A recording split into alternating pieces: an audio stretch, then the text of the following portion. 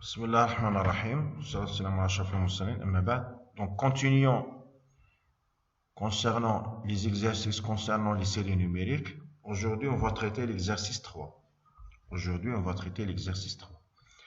Donc, toujours, la deuxième question était étudier la nature des séries suivantes, c'est-à-dire est-ce qu'elles convergent ou bien divergent. Donc, commençons par l'exemple 1. UN est égal à ln 1 plus 1 sur 1 sinus 1 sur 1. D'accord? Donc, toujours au brouillon, il faut calculer la condition nécessaire, c'est-à-dire la limite de UN. Si elle est égale à 0, on passe directement à la convergence, c'est-à-dire il faut voir est-ce qu'elle converge ou bien diverge. Et si elle est différente de 0, donc c'est bon, on dit qu'elle diverge. Donc ici, la limite de UN, c'est la limite de 1 plus 1 sur 1, sinus 1 sur 1. D'accord? Donc 1 sur 1, on peut le poser x.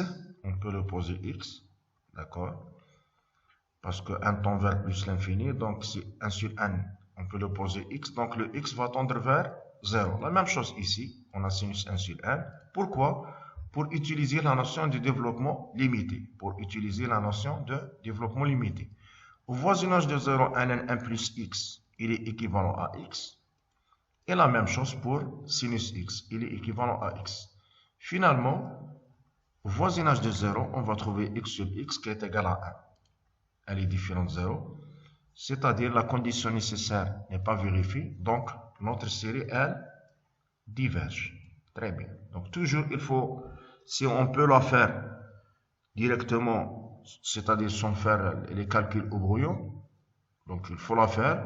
Sinon, on fait les calculs au brouillon. Si elle est égale à 0, on passe à la convergence. Sinon, on dit directement qu'elle diverge. Passons à l'exemple 2.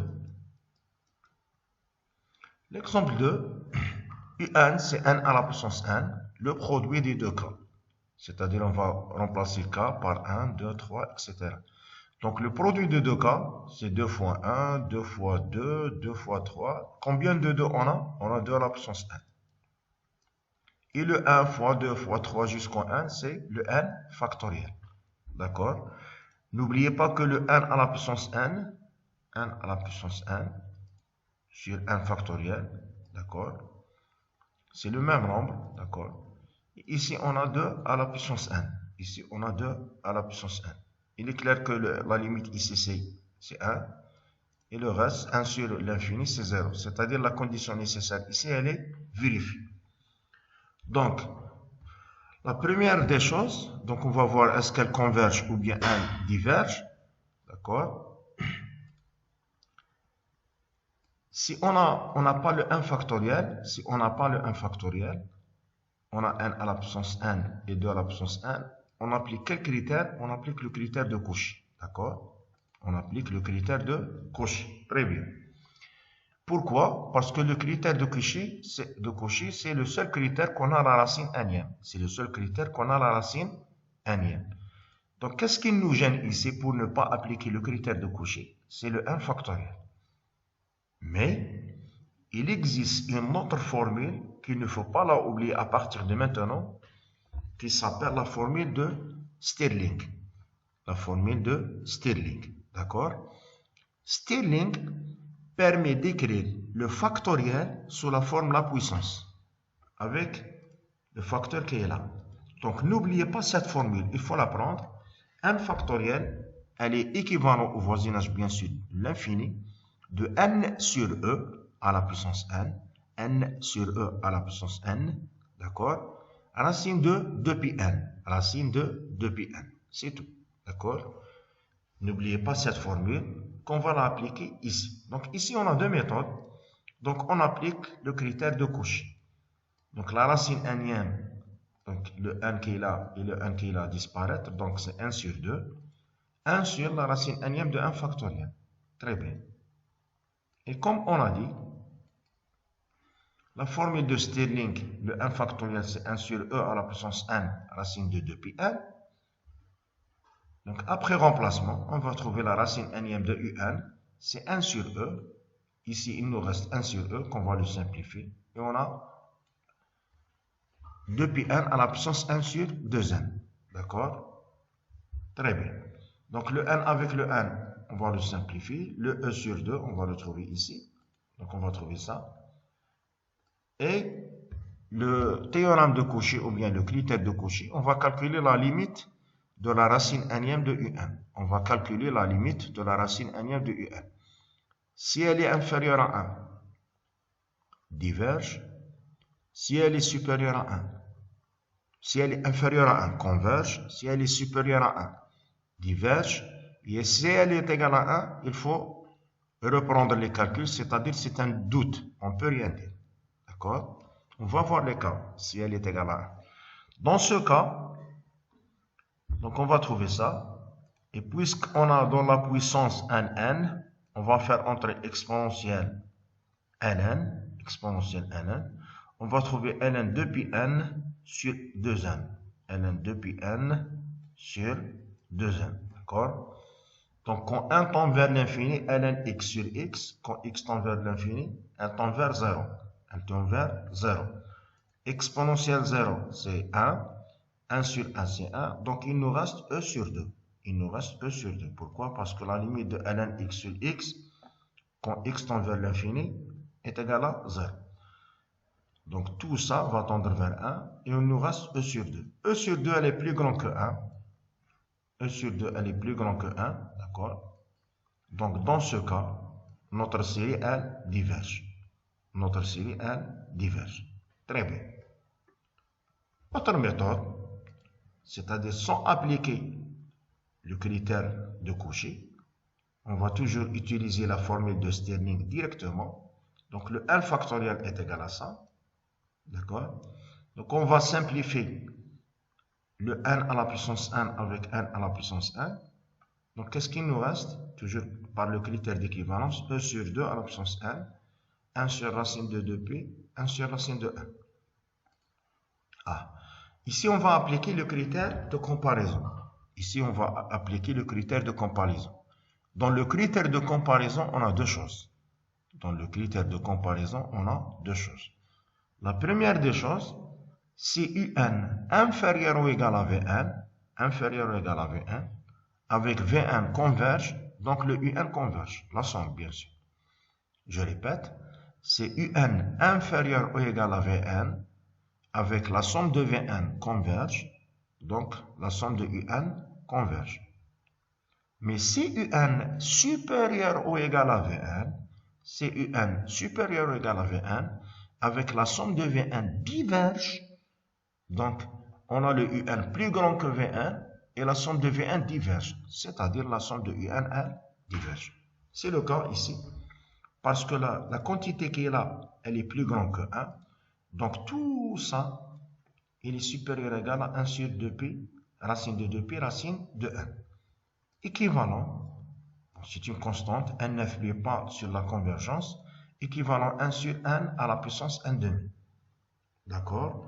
Donc, vous voyez que cette série, elle diverge. Pourquoi? Parce que c'est un cas particulier des séries de Riemann. La puissance, elle est plus petite que 1. La puissance, elle est plus petite que 1. Donc, on a commencé par un supérieur ou égal à quelque chose qui diverge. D'accord? Donc, dans notre cas, la somme de un, elle diverge. Très bien. Passons à l'exemple 3. L'exemple 3, un est égal à la somme de k allant de 1 à n sur la somme de k au carré, k allant de 1 à n. D'accord? Ici, sans passer par la condition nécessaire, parce que pour calculer la limite ici, elle est compliquée. D'accord? Donc, qu'est-ce qu'il faut faire ici? Il faut connaître les sommes suivantes. Il faut connaître les sommes suivantes. Surtout dans les examens, il faut connaître la somme de k. C'est quoi? La somme de k au carré, c'est quoi? Et la somme de k à la puissance 3. Donc, les trois sommes sont connues en mathématiques. La première, elle est très connue. C'est 1 fois 1 plus 1 sur 2. D'accord? Et la deuxième, elle est connue par 1 fois 1 plus 1 fois 2 plus 1 sur 6. D'accord? Très bien. Il faut voir la somme de k à la puissance 3. Donc, on a fait 1 fois 1 plus 1 sur 2 sur n fois 1 plus 1 fois 2n plus 1 sur 6. Il faut reprendre, d'après le critère d'équivalence, le membre le plus grand sur le membre le plus grand, d'accord, côté degré.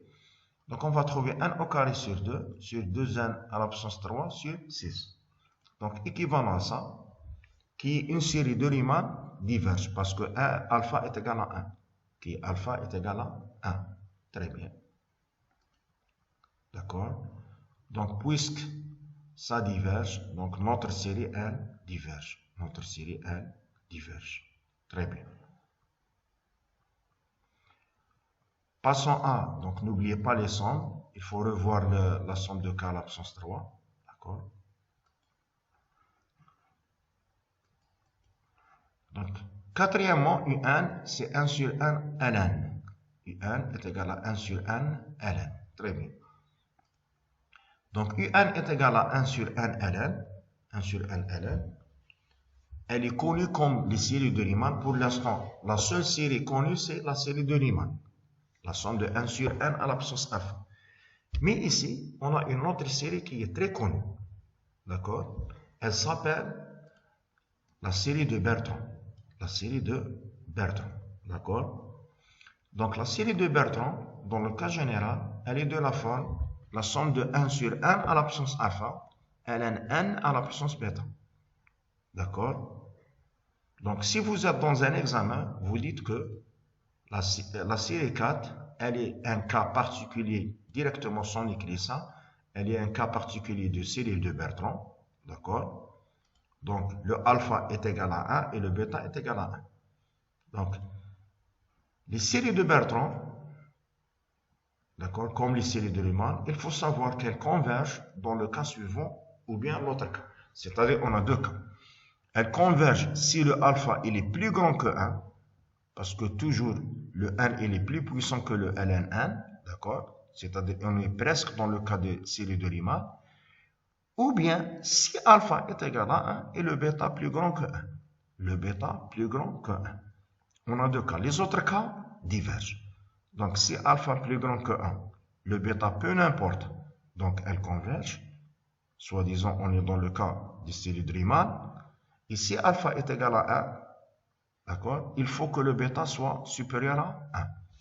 Dans notre cas, alpha est égal à 1, mais le bêta n'est pas plus grand que 1. Il est égal à 1. C'est-à-dire, notre série, elle, diverge. Donc, dans les examens, il faut écrire comme ça et c'est terminé.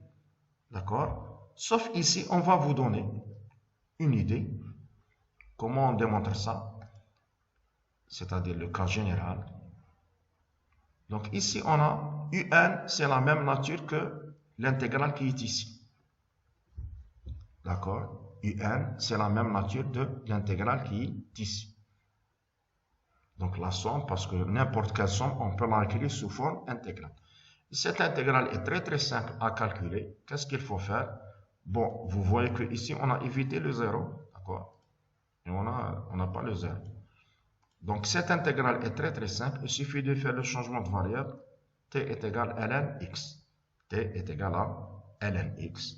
Donc le dx sur x c'est le dt. D'accord? On va trouver l'intégrale de dt sur t qui est ln t.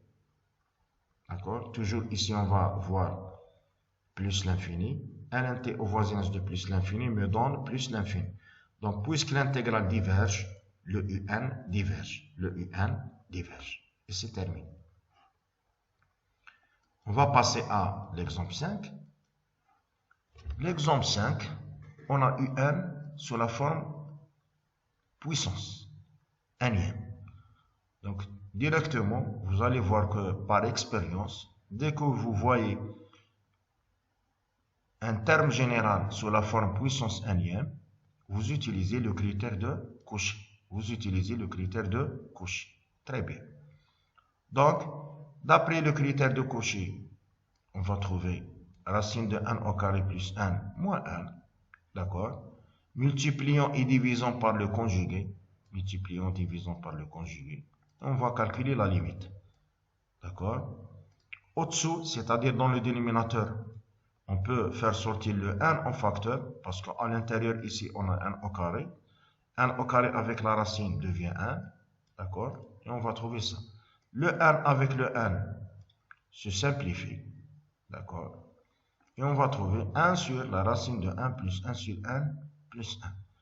La limite de ça, c'est 0. On va trouver racine de 1 plus 1, c'est-à-dire c'est 2 dans le dénominateur et le 1 dans le numérateur. Donc, puisqu'on a trouvé une limite inférieure à 1, c'est-à-dire notre série, elle converge. Notre série, elle converge. Donc, toujours, si vous voyez à la puissance 1, vous appliquez le critère de Cauchy. Donc, directement ici, j'ai a à la puissance 1, j'ai n à la puissance 1, et j'ai le 1 factoriel. Donc, on applique quoi? Très bien, Cauchy. Pourquoi? Parce que directement, vous allez voir que parmi les formules les très connues, c'est la formule de Stirling, c'est-à-dire n factoriel est égal. Donc, qui est-ce qui peut me dire la formule de Stirling est égale à quoi? Très bien, donc c'est n sur e racine de 2pi 1. 1 sur e à la puissance 1 racine de 2pi 1. Donc, par Stirling, ici, soit on va utiliser critère de Cauchy ou bien directement. Donc, même si par exemple il nous reste ici une puissance, on peut utiliser le critère de Cauchy. Donc, a à la puissance n, n factoriel sur n à la puissance n, il est équivalent. Donc, a à la puissance n, Stirling, c'est 1 sur e à la puissance n racine de 2pi 1, n à la puissance n. Donc, n à la puissance n avec n à la puissance n disparaître. Donc, équivalent a sur e à la puissance n. D'accord? Racine de 2pi, racine de 1, V1. Très bien. Donc, vous voyez que ici, il nous reste le racine de 1. Appliquer critère de comparaison, parce que racine de 1 n'est pas supérieur ou égal à quelque chose. Il est d'accord? Parce que racine de 1 n'est pas supérieur ou égal à quelque chose. Et on a en plus de ça, le A. On a en plus de ça, le A. Sauf ici, si on va faire racine de n supérieur ou égal à 1. Racine de n supérieur ou égal à 1. On va trouver ça, qui est une série géométrique. Donc, dans ce cas, si A sur E supérieur à 1, on va trouver une série géométrique qui diverge. D'accord? Donc, série géométrique diverge et on a supérieur égal, donc cette série est diverge. Mais ici, on va directement les trois cas, c'est-à-dire supérieur égal, on n'a que pour le cas A supérieur à 1. D'accord?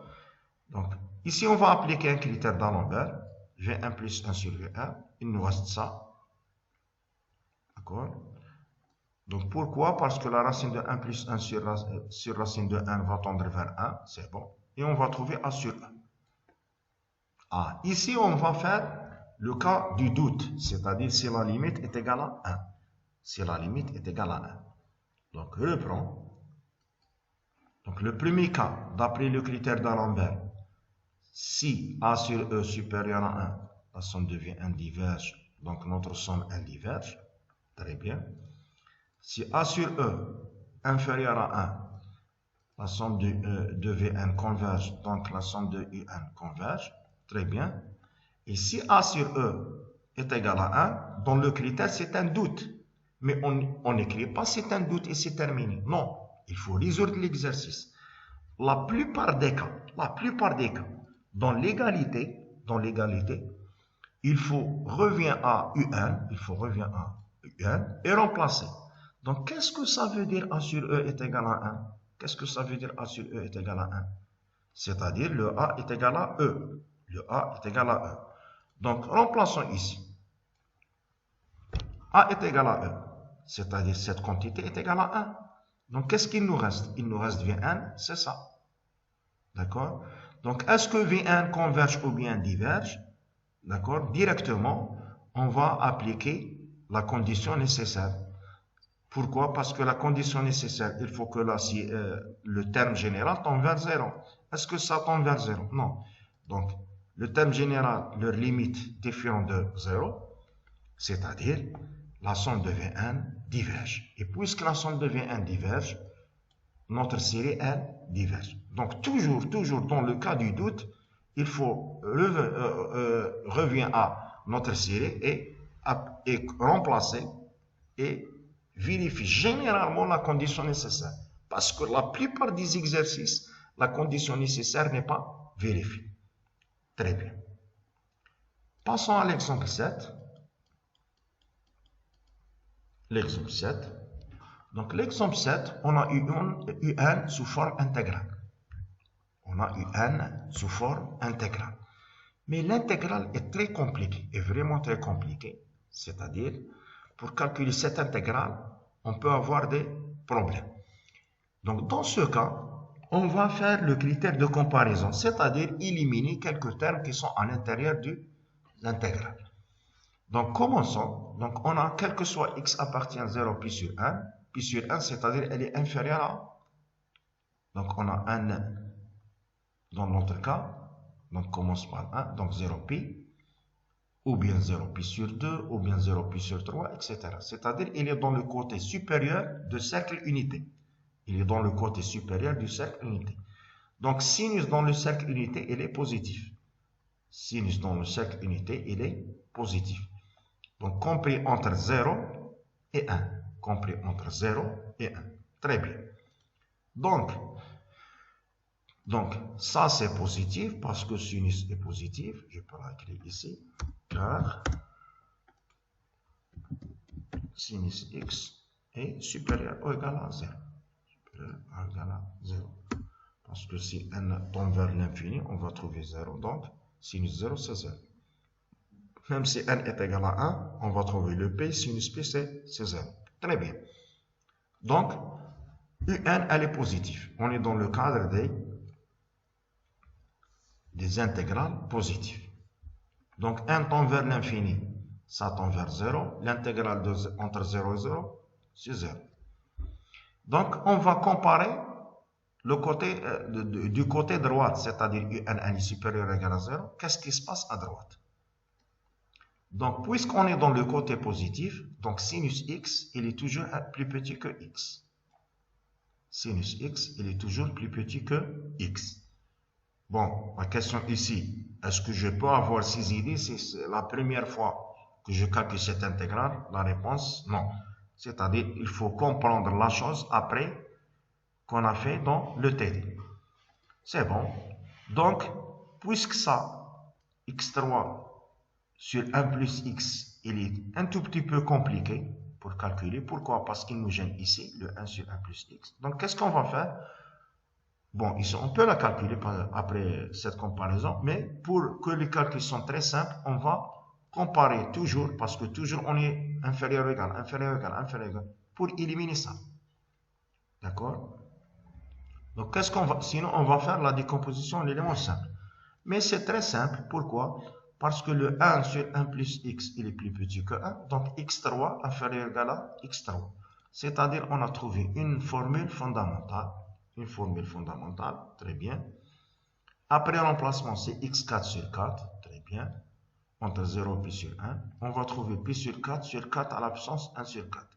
Donc, dans ce cas, on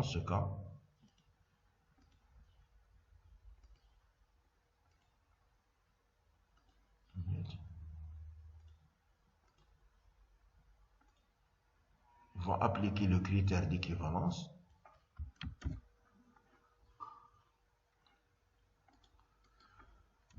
Ça, il est équivalent à quoi? Parce que pi sur 4, 1 pi à la puissance 4, c'est une constante, et ça, c'est une constante. Elle est équivalente à 1 sur 1 à la puissance 4. Donc, cette série, elle converge, parce qu'on est dans le cas de la série de Riemann, alpha supérieur à 1. Donc, un inférieur ou égal à un terme général d'une série qui converge, donc la somme de un, elle converge. Et n'oubliez pas qu'on est dans le cadre positif. Bon, ici la question c'est quoi?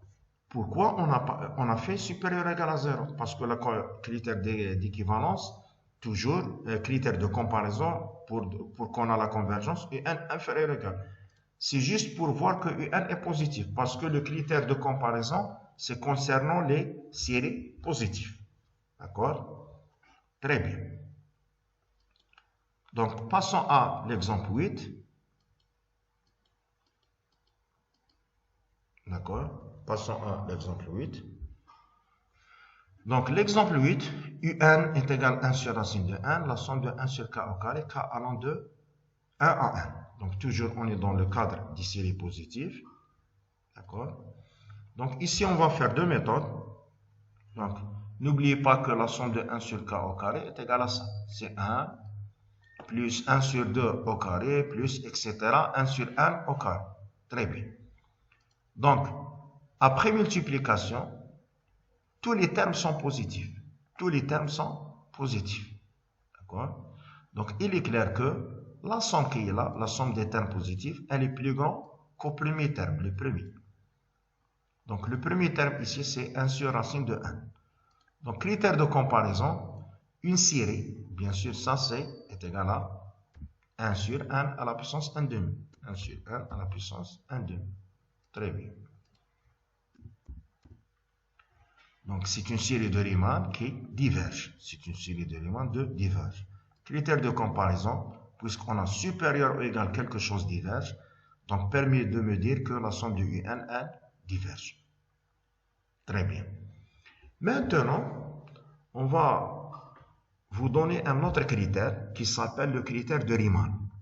D'accord? Qui s'appelle le critère de Riemann. Pour le critère de Riemann, on a des résultats un tout petit peu longs, 3, d'accord? Mais c'est le meilleur critère, c'est-à-dire il généralise tous les critères. D'accord? Il va me donner, bon, le meilleur critère si on est bloqué. Si on est bloqué. Parce que si je suis face à un exemple très simple et j'applique le critère d'Alembert ou bien de Cauchy ou bien de comparaison et j'arrive à trouver le résultat, c'est bon. Mais si on est vraiment bloqué, donc il faut voir le critère de Riemann. Par exemple, dans cet exemple 8, la meilleure méthode, c'est la première méthode. Elle est très très simple. On a appliqué le critère de comparaison et c'est terminé. Mais quand même, on va vous donner une idée sur le critère de Riemann. Dans le critère de Riemann, on a des résultats. Les voici. Donc, soit la somme de UN, une série à terme positif, hein, d'accord, tel que. Donc, le critère de Riemann me dit la chose suivante. J'ai le UN, je vais choisir n'importe quel alpha, d'accord, tel que si on calcule 1 à la puissance alpha fois UN, on va trouver M. Donc, on a les cas suivants. Si premièrement M différent de 0 est différent de plus l'infini, c'est-à-dire j'ai choisi alpha et j'ai trouvé la limite, elle est différente de 0 et différente de plus l'infini, c'est-à-dire constante différente de 0. Et mon choix, le alpha, il est plus grand que 1. Le alpha est plus grand que 1. D'accord? Je dis directement que la somme de UN converge. Mais si le choix, mon alpha, il est inférieur ou égal à 1, alors la somme de UN diverge. C'est-à-dire, les deux qui sont là sont les lois des séries de Riemann. Alpha supérieur à 1 converge, alpha inférieur ou égal à 1 diverge. Mais sauf, il faut que la constante trouvée, ce n'est plus le 0, et bien sûr, plus l'infini. Maintenant, si je trouvais m est égal à 0, je vais voir le cas, si m est égal à 0 ou bien m est égal à plus l'infini. Si m est égal à 0, et mon choix à phase supérieure à 1, c'est-à-dire toujours on est là, elle converge.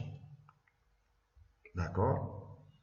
Et si m est égal à plus, c'est-à-dire toujours le 0, c'est côté convergence, et le plus l'infini côté divergence. Et si m est égal à plus l'infini, mais mon choix c'est alpha inférieur ou égal à 1, je dis qu'elle diverge. Les autres cas, non. C'est-à-dire j'ai trouvé m est égal à plus l'infini et le alpha supérieur à 1. Je ne peux rien dire. D'accord? Ou bien j'ai trouvé m est égal à 0 et alpha inférieur ou égal à 1. Je ne peux rien dire. Donc on a les 4 cas qui sont suivants. Les 4 cas suivants. m différent de 0, différent de plus l'infini, c'est exactement ce qu'on a fait dans la série de Riemann, c'est-à-dire alpha supérieur à 1 converge, inférieur égal à 1 diverge. M est égal à 0 avec toujours la première condition de Riemann, alpha supérieur à 1 converge. M est égal à plus l'infini, alpha inférieur égal à 1 diverge. Donc on utilise le critère de Riemann si on est vraiment dans les autres, vraiment bloqué dans les autres critères. Mais si on a un factoriel, on peut utiliser Alembert, Stirling avec Cauchy, etc., etc. D'accord? Donc dans l'exercice, qu'est-ce qu'on va faire? Donc, voici la somme UN. Donc c'est 1 sur racine de n. Ici on a k allant de 1 à n, 1 sur k au carré. D'accord? Donc j'ai le Sn, d'accord, qui est une somme convergence de Riemann, bien sûr. Alors, la limite de Sn est égale à k, elle est plus grande que 0, avec k différent de 0 et k différent de plus l'infini. Pourquoi? Parce que, c'est-à-dire, quelle est la différence entre... J'ai oublié le terme qui est ici. Je l'ai oublié. Ça y est. Donc, ce qui est sur côté droite, qui est là, c'est 1 sur k au carré. 1 à la puissance 2. D'accord? Donc, c'est un cas particulier de série de Riemann parce que la somme, elle est finie. Puisque la somme infinie, elle converge. Donc, converge vers une constante. Donc, ce qui est sûr, la somme partielle, elle converge. Donc, ce qui est sûr, puisque ça, c'est des constantes positives, plus positives, et on a la convergence. Donc, ce n'est plus le 0, parce que positif plus positif ne donne pas le 0, et jamais on va arriver à l'infini. C'est-à-dire la limite de Sn, elle est égale à une constante, d'accord? Ce n'est pas le cas, il faut l'appeler autre chose, bêta. D'accord. Avec bêta différent de 0 et plus l'infini. C'est-à-dire, on est dans ce cas. Donc, soit on va choisir alpha supérieur à 1, soit on va choisir alpha inférieur égal à 1. D'accord? Donc, puisqu'on a au-dessous 1 sur racine de 1, ça y est. Donc, on va faire la multiplication par la racine de 1. Racine de 1, c'est-à-dire n à la puissance 1 demi. D'accord? n à la puissance 1 demi avec n à la puissance 1 demi se simplifie. On va trouver ça, leur limite qui est égale à bêta. Leur limite qui est égale à bêta. Donc, bêta, ce n'est plus le 0, parce que série de Riemann converge. D'accord? Et on a la somme des termes positifs. Et ce n'est plus l'infini, parce qu'on a la convergence. Donc, on est dans ce cas. On a choisi un alpha plus petit ou égal à 1. Et on a trouvé une limite qui n'est ni le 0, ni plus l'infini. D'accord? On peut appeler ça M pour conserver le critère. C'est mieux. Et c'est terminé. Donc c'est B du premier cas. Alors la somme de UNN diverge. Très bien. Donc passons, mais pour moi la première méthode elle est très simple. Passons à le 9e cas. Donc puisque le 9e cas on a n à la puissance n, on a le factoriel, d'accord, puissance avec le factoriel. Donc directement on va combiner entre Cauchy et Stirling. D'accord? Ici, question, est-ce que dans les examens, on écrit par le critère? Oui, il faut écrire. Même la formule de Stirling, il faut écrire le mot Stirling. Donc, la racine énième, c'est la racine énième de tout ça. Donc, on a remplacé le 1 factoriel par 1 sur e à la puissance n, racine de 2 pi n.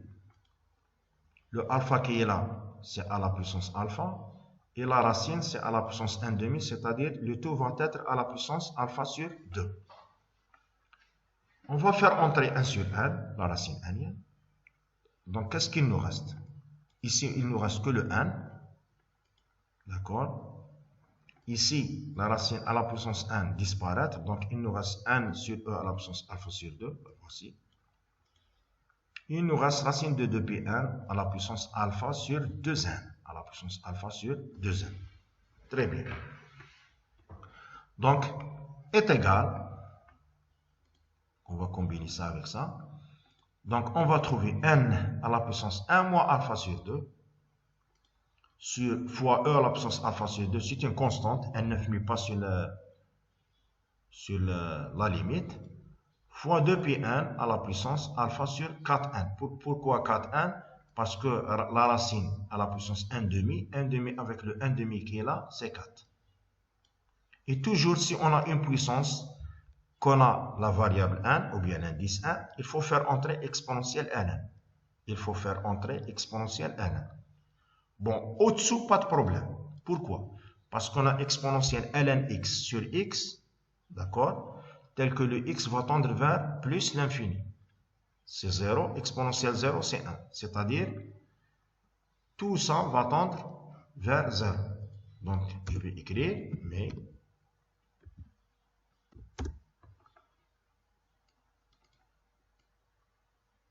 ça va tendre vers 0, vers 1.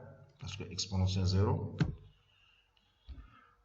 d'accord, va tendre vers 1. Donc, qu'est-ce qu'il nous reste dans la limite? Il nous reste que ça. 1 à la puissance 1 moins alpha sur 2 exponentielle. Ah, maintenant, la exponentielle alpha sur 2, c'est une constante. Exponentielle alpha sur 2, c'est une constante. Donc, tout dépend de 1 à la puissance 1 moins alpha sur 2, c'est-à-dire le alpha. Donc, je vais calculer 1 à la puissance quelque chose, d'accord? Et je vais faire tendre 1 vers plus l'infini. On est dans le critère de Cauchy. Premier cas, si ça est positif, 1 moins alpha sur 2 positif. On va trouver 1 à la puissance quelque chose positif, ou 1 tend vers l'infini, c'est-à-dire la limite est égale à plus l'infini. Plus grand que 1, d'accord? Donc, dans notre cas, la somme de U1 diverge. Parce que le critère de Cauchy me dit que si la limite elle est plus grande que 1, on a la divergence. Si 1 moins alpha sur 2 inférieur à 1, on va trouver n à la puissance quelque chose négatif, c'est-à-dire on a 1 sur 1 à la puissance quelque chose positif. Donc, le limite c'est 0. 0 plus petit que 1, on a la convergence. Comme on remarque toujours, dans les cas des discussions, le cas de la divergence plus grand que 1 ou bien inférieur à 1, il est très très trivial, d'accord? Il vous reste que le doute, c'est-à-dire si on a 1 moins alpha sur 2 est égal à 0, d'accord? Donc ici, qu'est-ce qu'il faut faire? Il faut revenir à notre cas et remplacer. Donc on va remplacer. Donc, si on a ça est égal à 0, c'est-à-dire on ne peut rien dire. Donc, dans ce cas, n'oubliez pas que ça, leur limite, c'est 1. Donc, la limite est égale à quoi? C'est exponentielle alpha sur 2, mais le alpha sur 2 est égal à quoi? C'est 1. On va trouver 1. E. Donc, E plus grand que 1. E plus grand que 1. Donc, la somme de U1 diverge. Ici, je vais vous faire une remarque. La plupart des séries où on a le doute, la plupart, je dis la plupart, c'est pas tout. La plupart des séries où on a le doute va me donner la divergence après remplacement. C'est soit la condition nécessaire n'est pas vérifiée, ou bien on va trouver directement comme ça. Donc la racine n, elle va me donner une quantité plus grande que 1. Et c'est terminé. D'accord? Donc passons à l'exemple 10. L'exemple 10. U1 c'est exponentielle moins n à la puissance alpha. D'accord? Ici, il existe un cas très trivial. Donc, si alpha est égal à 0, 1 à la puissance 0, c'est 1. On va trouver U1, c'est exponentielle moins 1. La limite de U1, elle est différente de 0. La limite de U1, elle est différente de 0. Donc, la condition nécessaire n'est pas vérifiée. Donc, la série, elle diverge. La série, elle diverge. Maintenant, la même chose, si alpha inférieur à 1, inférieur à 0. Si alpha inférieur à 0. Toujours, il faut voir la condition nécessaire. Alpha inférieur à 0, c'est-à-dire on a 1 à la puissance quelque chose négatif. Donc, c'est 1 sur n à la puissance moins alpha, c'est-à-dire qui est positif. Leur limite quand 1 tend vers l'infini, c'est 0, parce que 1 sur l'infini, c'est 0. Exponentielle 0, c'est 1. Donc, exponentielle 0, c'est 1. Toujours, la condition nécessaire n'est pas vérifiée. Donc, la série, elle, diverge. Donc, le seul cas qu'on va faire la discussion, c'est alpha supérieur à 0. C'est alpha supérieur à 0. Ici, qu'est-ce qu'on va faire? On va appliquer le critère, parce que si on applique D'Alembert, elle est compliquée. Si on applique Cauchy, non, le 1, parce qu'on n'a pas que 1, on a n à la puissance alpha. Le meilleur critère, c'est le critère de Riemann. Pourquoi? Parce que tout le monde connaît que si on va multiplier par un polynôme ici, le polynôme n'influe pas sur l'exponentielle. Toujours l'exponentielle, elle est plus puissante. D'accord? Donc, dans ce cas, on va multiplier par 1 à la puissance bêta exponentielle moins 1 à la puissance alpha. Pour n'importe quelle valeur de bêta, on va trouver 0. Parce que toujours l'exponentielle, elle est exponentielle moins l'infini, elle est plus puissante que plus l'infini côté polynomial. D'accord? Donc, dans ce cas, d'après le critère de Riemann, la limite c'est 0. Donc, on est dans le deuxième cas. M est égal à 0. Donc, qu'est-ce qu'il me faut pour dire qu'elle converge? Il me faut que notre choix, c'est-à-dire la puissance, elle est plus grande que 1. Donc, on va choisir n'importe quel bêta plus grand que 1. Par exemple, bêta est égal à 2, 3, 4, 5, 6, etc. D'accord? Donc, pour bêta est égal à 2, pour conserver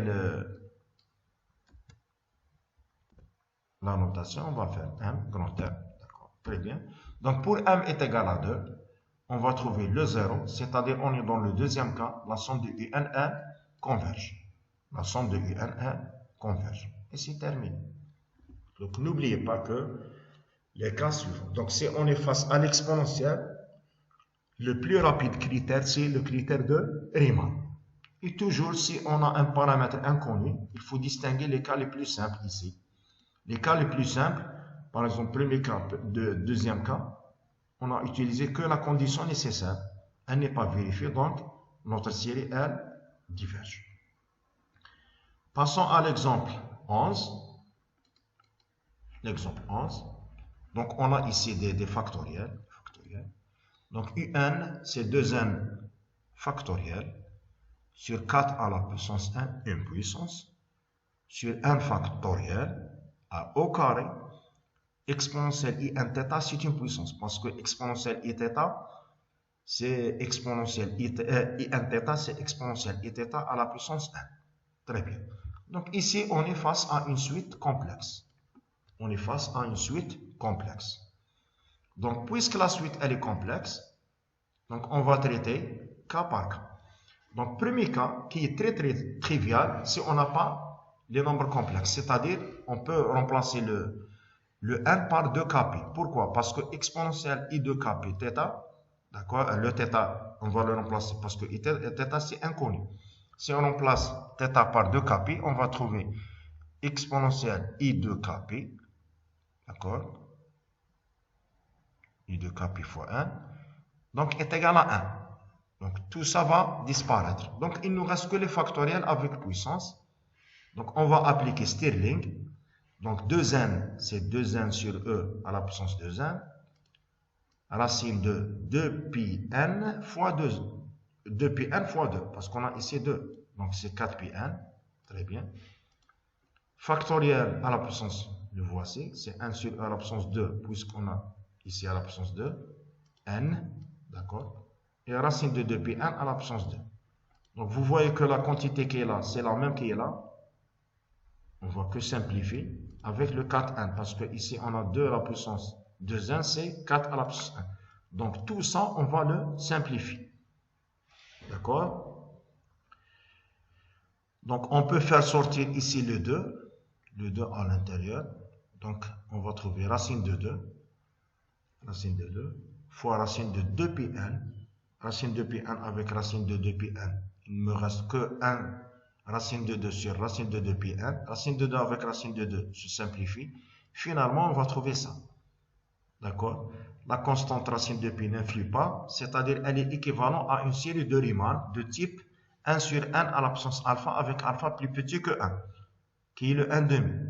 Donc, dans ce cas, cette série, elle diverge. D'accord? Parce que c'est une série d'éléments divergentes. Maintenant, si le θ est différent de 2kπ, donc ici, qu'est-ce qu'il nous gêne? Il nous gêne la chose suivante, c'est-à-dire on va manipuler des nombres complexes. Très bien. Donc, commençons par calculer le module de la somme de exponentielle i kθ. C'est pas le mot. Avec somme, bien sûr, parce que si on n'a que ça, pas de problème. Donc, le module de ça, c'est 1. Mais on a la somme de i1. D'accord? Donc, la somme généralement, si on est dans la somme de i kθ, c'est la somme de i θ à la puissance k, c'est-à-dire on est dans le cadre des séries géométriques. Premier membre, c'est 1 fois 1 moins la raison à la puissance 1 plus 1 sur 1. C'est bon. Elle est plus petite que ça. D'accord? Donc, ici, on va appliquer un critère, on va le voir. Inférieur ou égal à 2 sur 1 moins exponentielle i θ. C'est simple parce que le module de ça, c'est 1. Donc, 1 plus 1, c'est 2. Module. Le module de ça, n'oubliez pas que exponentielle i θ, c'est cosinus au carré plus i sinus au carré. Remplaçant, on va trouver ça, le module. D'accord? On va trouver plus cosinus au carré plus sinus au carré, c'est 1. 1 avec 1 me donne le 2. D'accord? Moins 2 cosinus θ. D'accord? Et après un simple calcul, donc, on va trouver que ça, tout ça, 2 sur la racine de 2 moins 2 cosinus θ, il est inférieur ou égal à 1 sur sinus θ sur 2. D'accord? Donc, pour comprendre ça, il suffit ici de calculer sinus θ, écrire 2 moins 2 cosinus θ, et écrire ici θ, c'est quoi? C'est θ sur 2 plus θ sur 2. D'accord? On peut arriver à ça. 1 sur sinus θ sur 2. Très bien. Parce qu'on va trouver sinus au carré θ sur 2 avec racine. C'est sinus θ sur 2. Bon. Si vous voulez faire ce passage, il suffit de remplacer ici θ par θ sur 2 plus θ sur 2. Et appliquer ces cosinus au carré. D'accord? Moins sinus au carré. Le moins avec le moins va nous donner le plus. On va trouver quantité positive plus sinus au carré. Quantité positive plus sinus au carré. D'accord? Qui est supérieure ou égale. Donc, si on a 1 sur, elle devient inférieure ou égale. C'est très très simple. Mais pour nous, à partir de maintenant, il ne faut pas oublier ça. Toujours, la somme de exponentielle i kθ, elle est inférieure ou égale à cette quantité. Toujours. D'accord? Si j'ai par exemple que ik, j'ai ici 1 demi. D'accord? I kθ, elle est inférieure ou égale à 1 sur sinus θ sur 2. Il existe des séries qu'on va utiliser le cosinus nθ. Cosinus nθ. Cosinus nθ, c'est bien sûr la somme de cosinus nθ. C'est la partie réelle. La même chose. La partie réelle, directement, on peut mettre qu'elle est inférieure ou égale à 1 sur sinus θ sur 2. D'accord? Donc, à partir de maintenant, n'oubliez pas que la somme de i kθ, ou bien leur réel, ou bien leur imaginaire, au module, elle est inférieure ou égale à ça, qu'on va l'appeler 1. Très bien. Donc, pourquoi Hayali? Sinus au carré θ sur 2, elle est égale à ça. Donc, le 2 avec le 2 se simplifie, on va trouver le résultat. Ici, on a remplacé le θ par θ sur 2 plus θ sur 2. Ah, ici, puisque ça, au module, il est inférieur ou égal à une constante, on va appliquer un autre critère qui est nouveau pour nous. Et le reste, ça y est, on a terminé pour ça. On utilise ce critère si on a ici soit exponentielle i nθ, soit cosinus nθ, soit sinus nθ. Parce que cosinus nθ et sinus nθ, c'est la partie réelle de ça. D'accord? Donc, essayez de voir ce critère. On va l'énoncer maintenant. En plus de ça, le reste, c'est-à-dire le an qui reste, on va démontrer qu'elle est une suite décroissante tend vers 0. Donc, a1 plus 1 sur a1, Ici, la meilleure manière, parce que pour démontrer qu'une suite qu'elle est décroissante, soit on calcule A1 plus 1 sur A1 et on va la comparer par 1, par 0, je m'excuse, ou bien A1 plus 1 sur A1 et la comparer par 1. Ici, la meilleure manière, c'est A1 plus 1 sur A1, parce qu'on a des factoriels et on va simplifier. Donc, A1 plus 1 sur A1, remplaçons le 1 par 1 plus 1, d'accord? C'est des très simples calculs. Vous avez le format PDF, il suffit de les revoir, d'accord? On va trouver Kn plus 2 sur 4n plus 4. Il est clair que le numérateur est plus petit que le dénominateur, donc plus petit que 1, c'est-à-dire notre suite, elle est décroissante. Et en plus de ça, après l'application de Stirling, d'accord, on va remplacer les factoriels, on va trouver ça, simplifier, on a fait ça, on va trouver 1 sur racine de Pn, leur limite c'est 0. Très bien. Donc ici, il existe un autre critère qui s'appelle critère d'Abel. Donc le critère d'Abel dit la chose suivante. Si on a la somme de AN fois VN, AN fois VN, c'est-à-dire on a... C'est bon, allez. Donc, on a une suite Vn décroissante positive tend vers 0. Voici la condition, la première condition. Notre cas, c'est le AN. Et en valeur absolue ou bien au module. Si on est dans les nombres complexes, module. Si on est dans les nombres réels, c'est valeur absolue. La valeur absolue de la somme de WK, la somme partielle, elle est majorée. Alors, la somme de Vn, Wn converge. C'est notre cas. D'accord? Donc, à l'intérieur de la somme, ça, c'est une suite décroissante positive tend vers 0. Et la somme partielle de ça, majorée. Donc, d'après le critère d'Abel, elle converge. Donc, on utilise le critère d'Abel généralement si on a ici, dans cette position, une somme partielle majorée, surtout cosinus 1 θ, sinus 1 θ, ou bien exponentielle et 1 θ.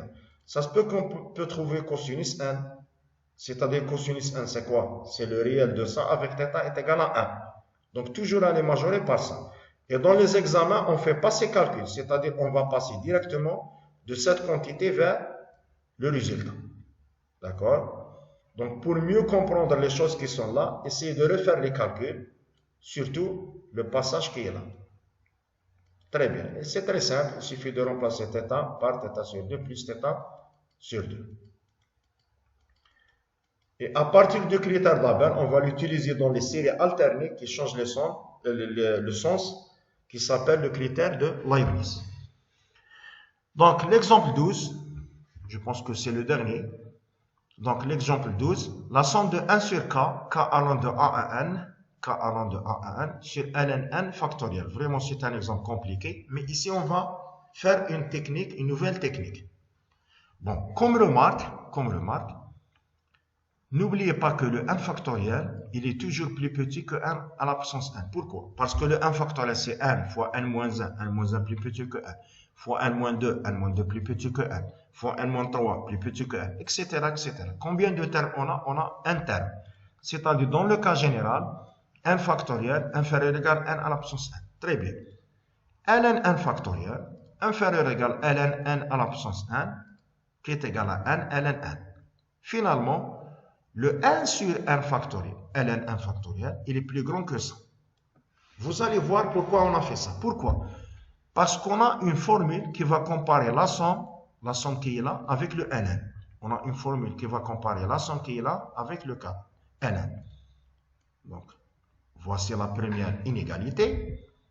D'autre part, toujours si le t il est inférieur ou égal à k, ici on va utiliser ce t entre k et k plus 1, bon, on va faire des calculs qu'on ne va pas les utiliser dans les autres exercices, c'est-à-dire pourquoi c'est juste pour comparer ça avec une quantité qui contient le ln.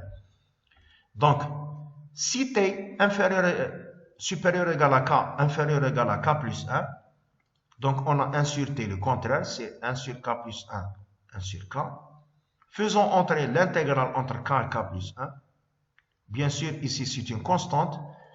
On va trouver l'intégrale de k plus 1 entre k et k plus 1 dt, c'est-à-dire t entre k et k plus 1, c'est 1. D'accord? Normalement, ici, dt. D'accord? Fois la constante. C'est bon. Donc, les deux intégrales qui sont gauche dans le côté gauche-droite est égal à 1. Donc, à l'intérieur ici, on va trouver ln k plus 1 moins ln k. Très bien. Donc, qu'est-ce qu'on va faire? On va remplacer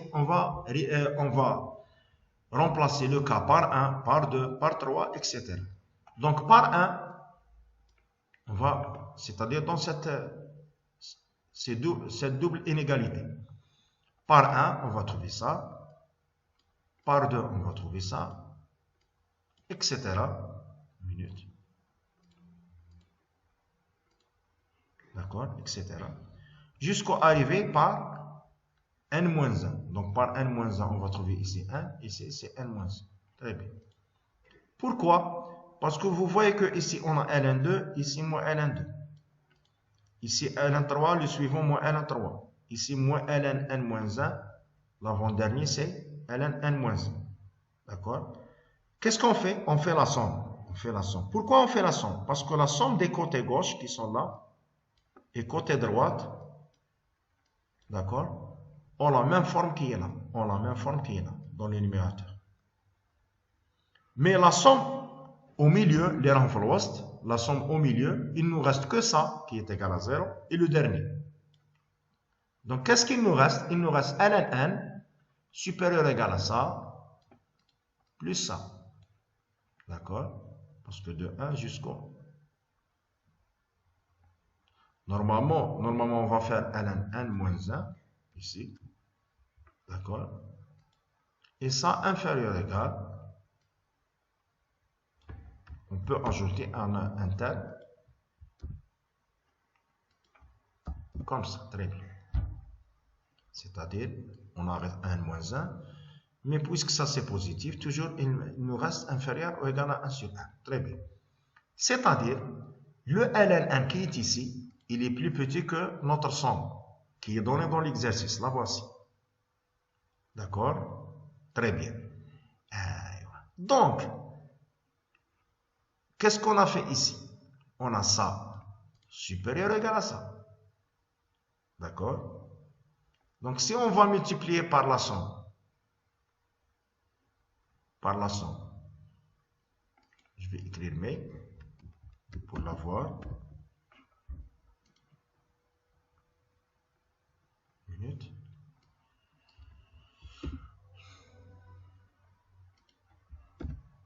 Donc, on va écrire ça inférieur et égal à ça. Très bien. Multiplions par la somme ici pour trouver un. Donc le un, qu'est-ce qu'on a ici? Une minute. On a le 1 sur 1 factoriel, donc la somme, si on va multiplier par la somme, supérieur ou égal à la somme. D'accord? Une minute, juste une minute, je pense que... Donc on a le ln inférieur ou égal à 1 sur k, très bien. Donc si on va diviser ça, ou bien multiplier ça par... Très bien, il nous reste supérieur ou égal, oui.